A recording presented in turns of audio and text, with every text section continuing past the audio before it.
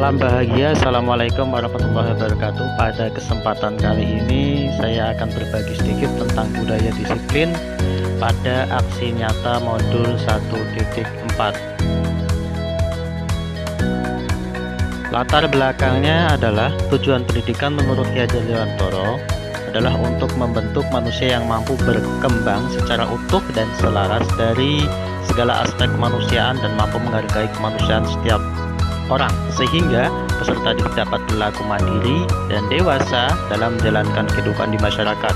Budaya positif sekolah ini berisi kebiasaan yang disepakati bersama untuk dijalankan dalam waktu yang lama.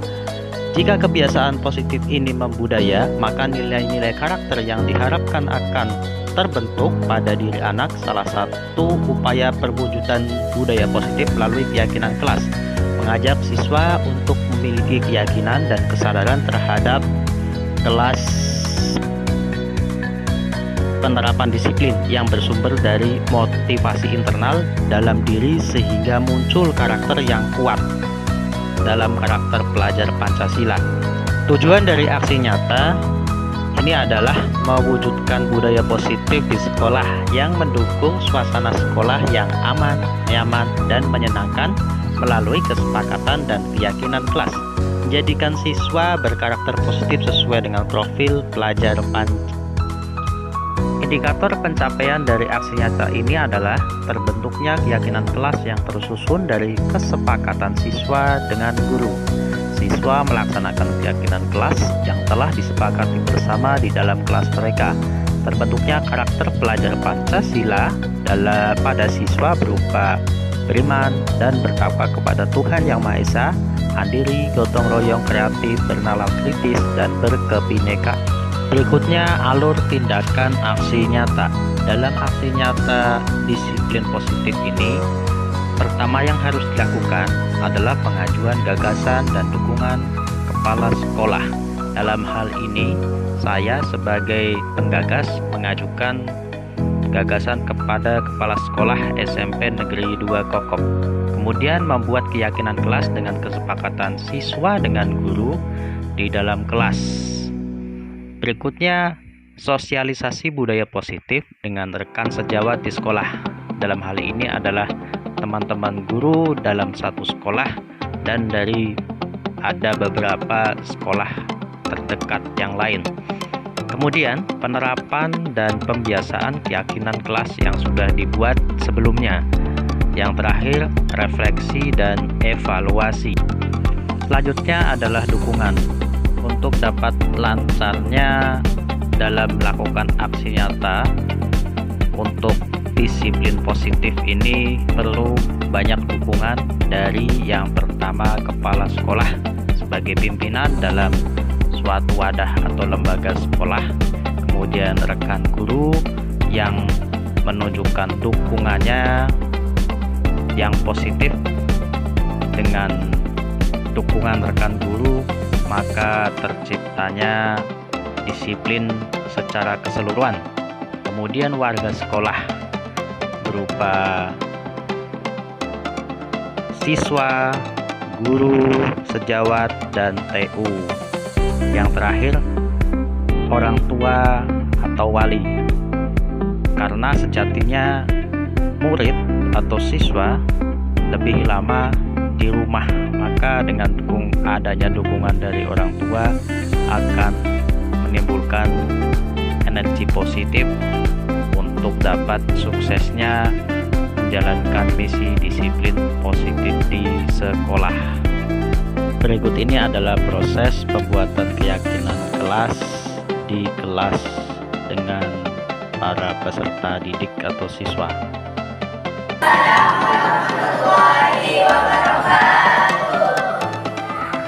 Pada kesempatan ini tadi sudah saya sampaikan sedikit tentang keyakinan kelas. Keyakinan kelas itu bentuk dari peraturan kelas, di mana keyakinan kelas itu berbeda pada level atau berasal dari diri kalian masing-masing. Jadi berasal dari hati, berasal dari motivasi dalam diri kalian. sebagai contoh tadi sudah saya sebutkan tentang pemakaian diri. Kalau peraturan itu belum wajib dipakai, tapi kalau keyakinan belum kebutuhan untuk dipakai karena ini keselamatan. Tapi kalau peraturan dan dipakai dia dari apa? Bilang polisi, peraturan polisi kan? Tapi kalau kebutuhan belum dipakai untuk keselamatan kita, gitu ya. Namanya keyakinan. Nah, untuk aplikasinya, saya sudah jelas. Di kelas kan kita sudah dikatakan. Lagi perempuan, ini pendek, topik, kita ada. Nah, untuk itu saya ingin kalian menulis satu saja, hal yang tidak boleh dilakukan di kelas. Nah, jadi misal di kelas dilarang ada bully.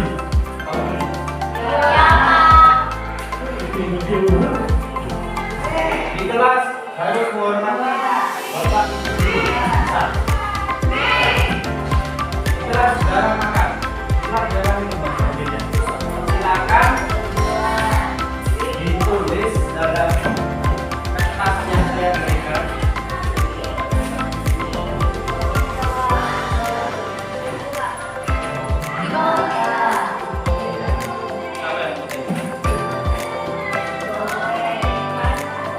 Silakan ditulis di sini hal-hal yang tidak seharusnya dilakukan di kelas. Menurut kalian yang tidak baik dilakukan di kelas.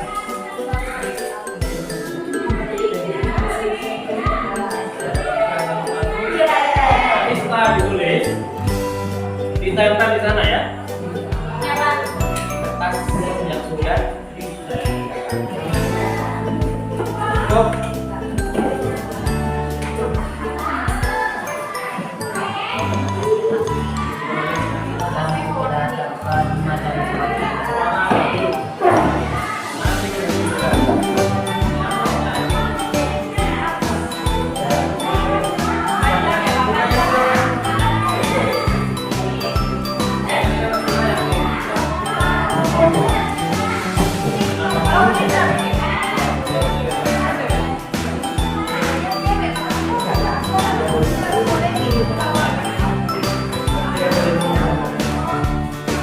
Halamannya berbeda ya, jangan sama. Satu saja. Jadi ada 20 pernyataan yang menyatakan di kelas itu tidak berapa. Tidak boleh main lato-lato. Ya terserah. Tulis aja.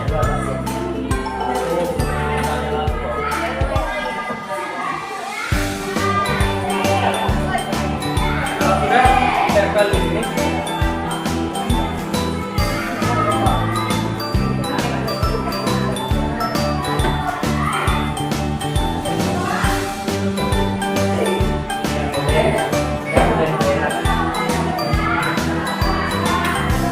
Silakan.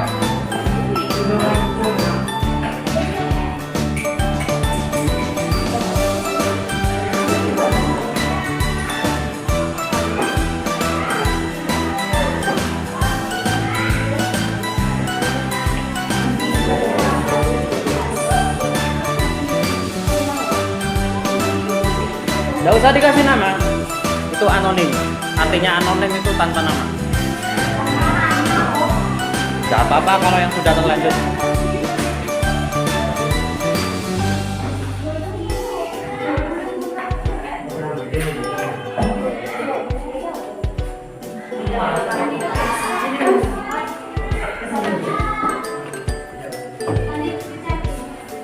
Sudah, kalau sudah bisa ditempel.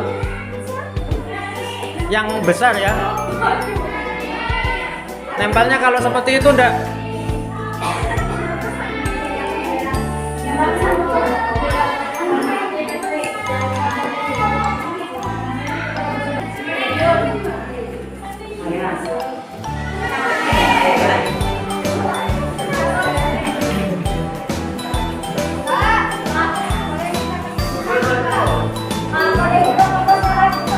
Kenapa?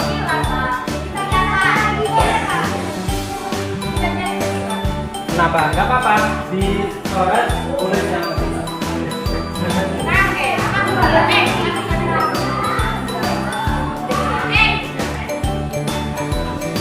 silakan bisa ditempel di depan kelas. Ditempel yang sudah di depan kelas.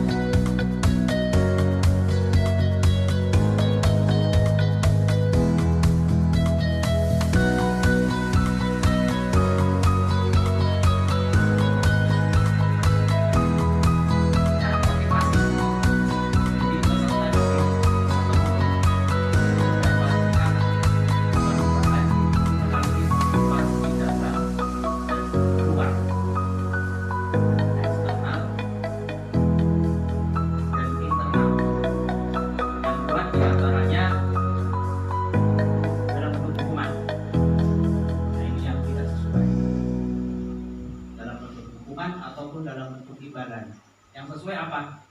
Dari dalam internal, dalam bentuk penghargaan diri sendiri. Saya akan menjadi orang seperti apa bila saya melakukannya.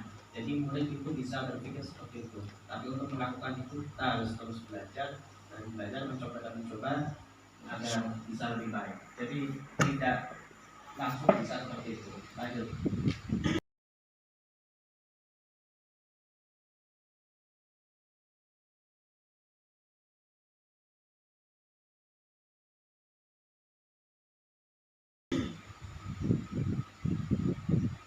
Nah, ini yang tidak boleh dengan menggunakan hukuman. Alasannya yang pertama, pengaruh jangka pendek dan jangka panjang. Tentunya ketika menghukum murid, pengaruhnya akan mengena bahkan sampai ke psikisnya juga. Kemudian penghargaan pun seperti itu. Jadi mengapa dikatakan penghargaan tidak efektif dan bisa merusak hubungan juga. Lanjut.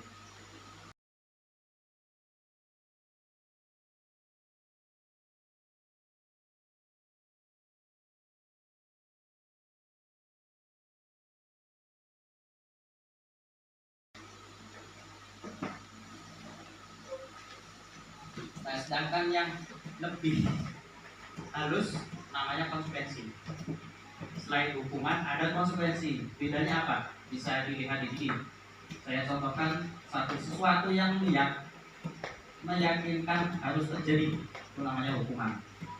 Jadi kamu terlambat, kamu harus keliling lapangan 10 kali, itu harus terjadi, namanya hukuman. Tapi kalau konsekuensi, sesuatu harus terjadi. Misalkan ada murid menumpahkan air di meja, nah, contohnya seperti itu. Konsekuensinya apa? Harus dibersihkan. Itu konsekuensi. Tidak mengerjakan PR, jangan dihukum. Tapi mengerjakan PR, dilempar. Konsekuensinya seperti itu. Jadi beda dengan hukuman. Lanjut.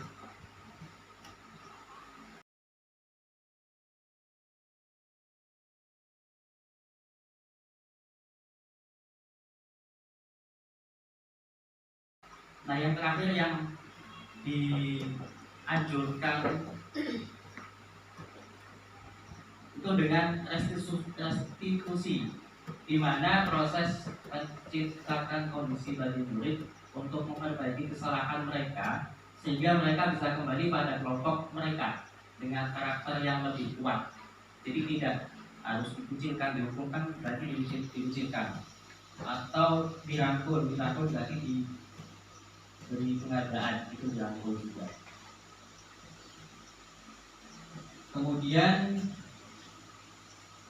restitusi juga merupakan proses kolaboratif, jadi kerjasama yang mengajarkan murid untuk mencari solusi untuk masalah mereka dan membantu murid berpikir tentang orang seperti apa yang ingin menjadi tujuan mulia, bagaimana mereka harus memperlakukan orang lain. Itu restitusi, beda dengan hukuman ataupun konsekuensi. Kalau realnya silakan bisa lanjut. Nah, di sini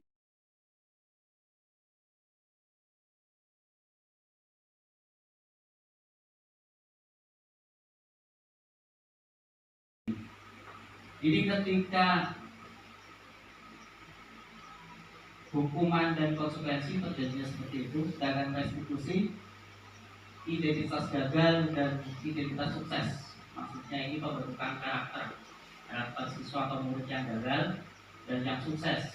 Konsekuensi termasuk yang sukses, tapi bersifat netral, artinya tidak membekas. Kalau hukuman jelas berbekas negatif, yang baik yang bersifat positif berupa restitusi. Contohnya sesuatu yang menyakitkan harus terjadi, itu di hukuman. Tapi kalau di konsekuensi itu harus terjadi. Tapi kalau di restitusi pilihan. Jadi murid disuruh memilih yang terbaik untuk mereka bisa memahami nilai-nilai kebajikan, diantaranya tanggung jawab, penghargaan diri atau menghargai orang lain, dan banyak sebagainya. Nilai-nilai kebajikan seperti itu. Lanjut.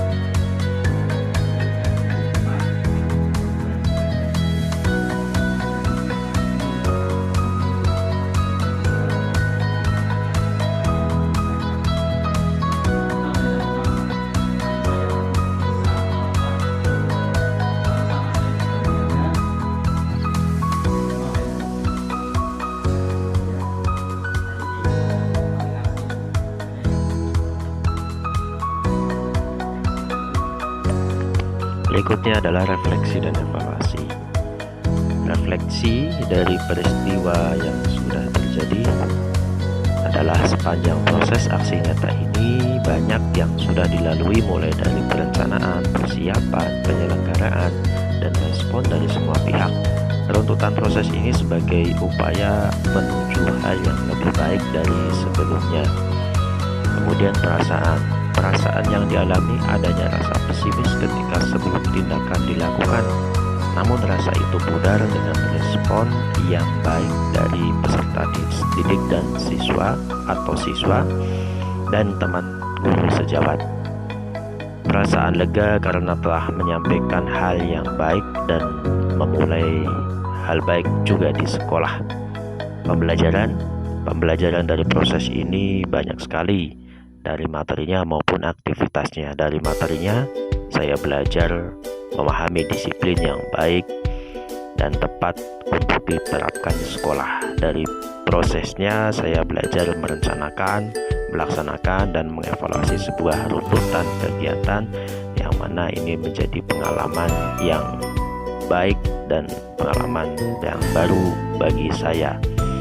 Sekian, terima kasih.